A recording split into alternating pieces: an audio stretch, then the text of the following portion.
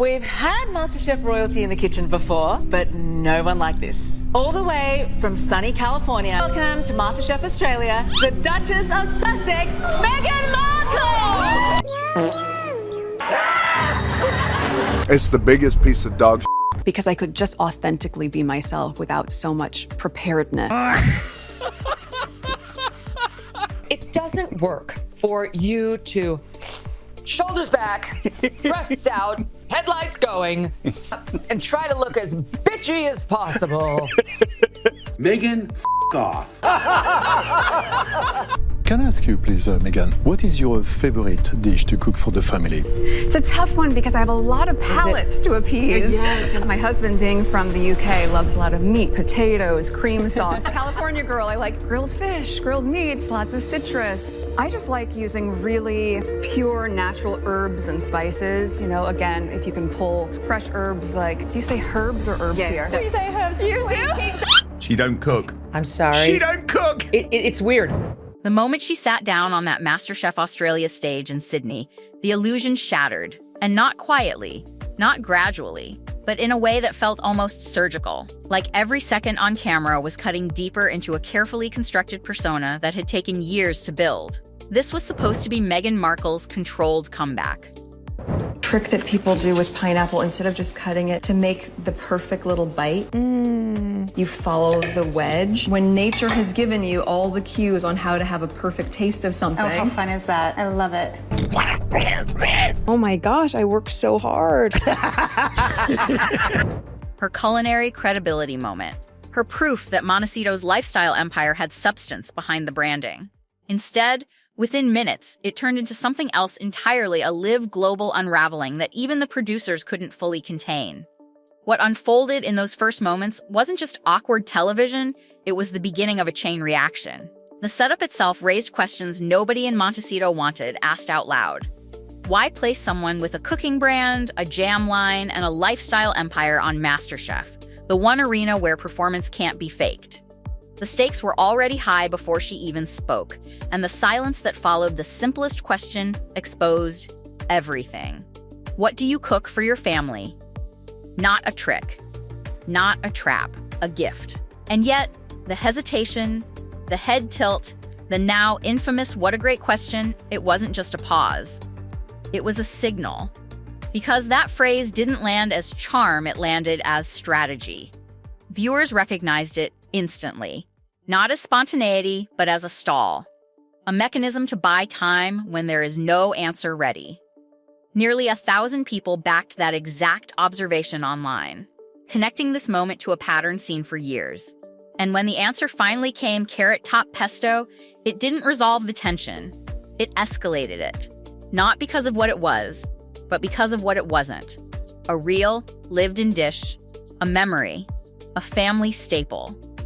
Instead, it sounded assembled, like the rest of the image. And that's when the narrative began to fracture publicly. Here was a woman selling cooking kits, positioning herself as warm, homely, kitchen-rooted, and yet unable to name a single meal she regularly makes. That contradiction didn't sit quietly. It exploded across comment sections, turning into something sharper. Accusations of cookery cosplay. Not just inexperience, but performance. Not just a gap, but a deliberate construction. And once that label attached itself, every gesture, every reaction, every pause started to look less like authenticity and more like acting. Then came the dessert moment, and instead of recovery, the situation deepened. Offered the chance to taste freely, to engage naturally, she misstepped again, questioning something as basic as chocolate growing. It wasn't just a factual slip, it reinforced the growing perception that she was out of place in a setting that demanded instinct. And suddenly, the question wasn't whether she could cook it, was whether she understood food culture at all. That shift in perception was subtle, but devastating. But the real turning point wasn't about food. It was about presence. The camera didn't just capture her answers, it captured her reactions when she wasn't speaking. And that's where things became impossible to ignore. Observers described the moment her attention shifted away from herself, the eyes losing focus, the expression flattening, the now infamous Megyn emoji face repeating like a loop. It wasn't just noticed. It was analyzed, replayed, turned into a symbol of something deeper, disengagement, or worse, disconnection. That perception intensified as the episode moved forward. The temple rubbing, the visible buffering, the sense that something wasn't aligning in real time, it created a new layer of discomfort. Not dramatic, not explosive, but persistent. The kind that builds quietly until it becomes the only thing you can see. And once viewers locked onto it, it reframed everything else happening on screen. Even her appearance added to the growing disconnect. A bright, energetic cooking show, filled with color, movement, warmth, and she arrives, dressed entirely in black, described by viewers as Morticia Addams at MasterChef. It wasn't just a fashion choice. It became symbolic. Another mismatch. Another detail that didn't align with the environment she was trying to dominate.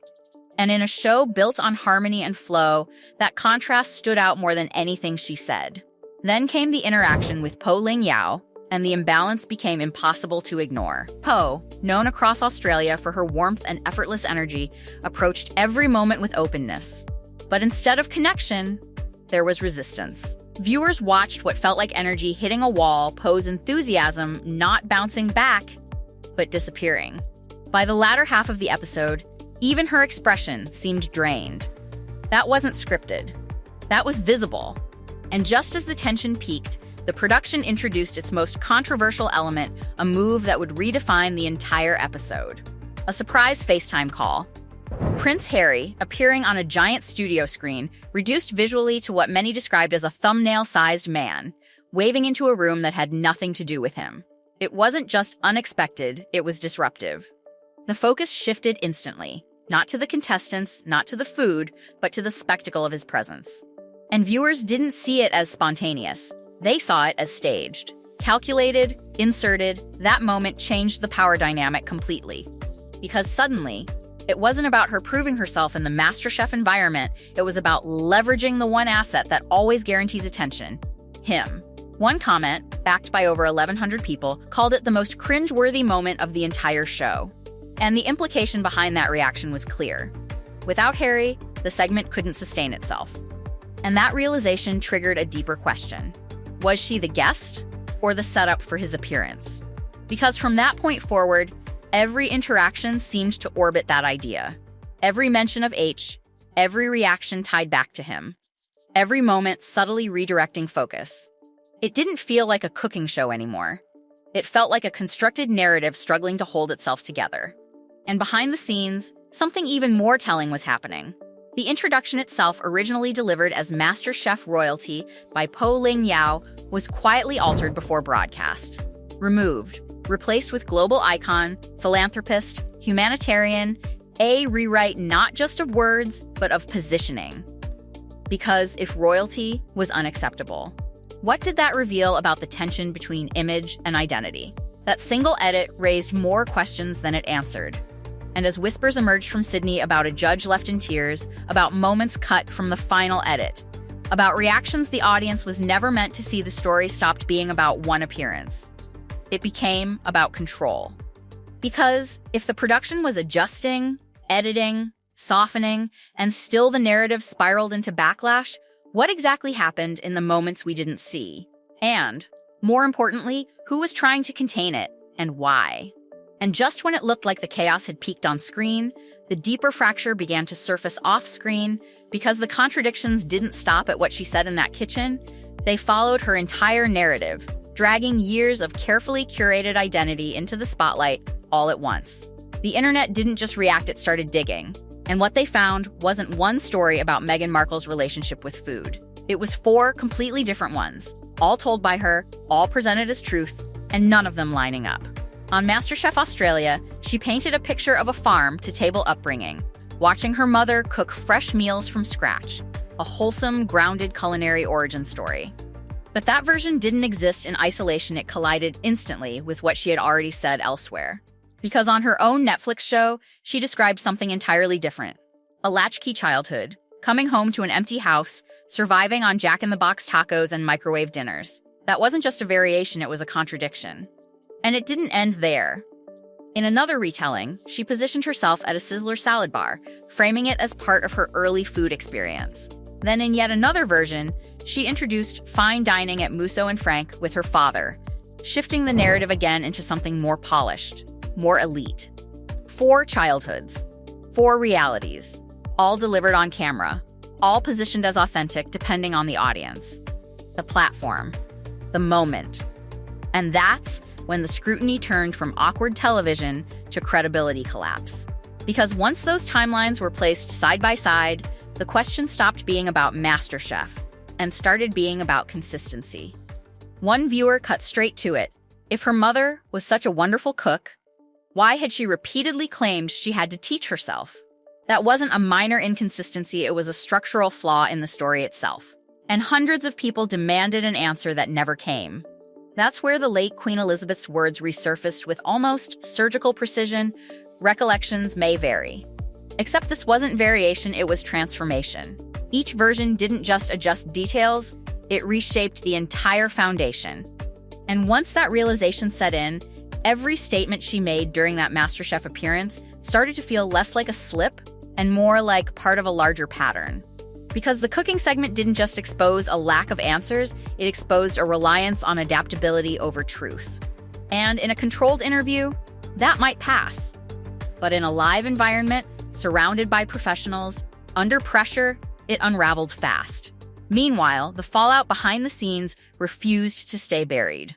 Reports emerging from Sydney suggested that Po Ling Yao, described consistently as warm, generous, and composed, was left emotionally shaken by the experience. Not confirmed on tape, not aired, but whispered through media channels and picked up instantly by audiences already primed to believe it. And that detail changed the tone completely. Because if even someone like Po was affected, what exactly had happened during those moments the cameras didn't show? The production's reaction only deepened the mystery. The quiet re-editing of the introduction, the removal of MasterChef royalty, the reshaping of her titles at all pointed to damage control, not promotion, not celebration. Control, and yet, despite those adjustments, the backlash didn't soften. It intensified. That's when the power dynamics became impossible to ignore. Meghan Markle entered that episode, positioned as the central guest, the focal point, the headline presence. But by the end of it, the perception had flipped entirely. Instead of elevating her brand, the appearance had stripped it down to its core, and what viewers saw didn't match what had been sold. Megyn Kelly didn't soften her verdict. She called it a disaster. Maureen Callahan went further, framing it as a pattern, someone who enters any environment and redirects it toward herself, regardless of context. And the audience didn't resist that framing, they amplified it. Because what they had just witnessed felt less like participation and more like takeover. Not about one moment, not about one answer, but about the entire structure supporting her public image. Because when someone builds a brand on authenticity, warmth, relatability, and then appears in a setting where those qualities are tested in real time, the margin for error disappears. And this wasn't a small error. It was visible, repeated, layered, and as the conversation shifted from what happened on MasterChef to what it revealed about everything else, Netflix deals, brand partnerships, future appearances, the stakes escalated beyond a single episode. This wasn't just a bad performance. It was a signal that the narrative might not hold under pressure. And that's where the real tension now sits. Because if one 10-minute segment could trigger this level of scrutiny, what happens when the next platform, the next project, the next carefully staged moment faces the same kind of unscripted exposure? Because the audience isn't just watching anymore. They're comparing, they're connecting, they're remembering every version.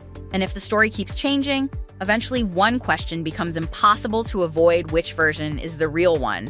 And how much longer can that question stay unanswered?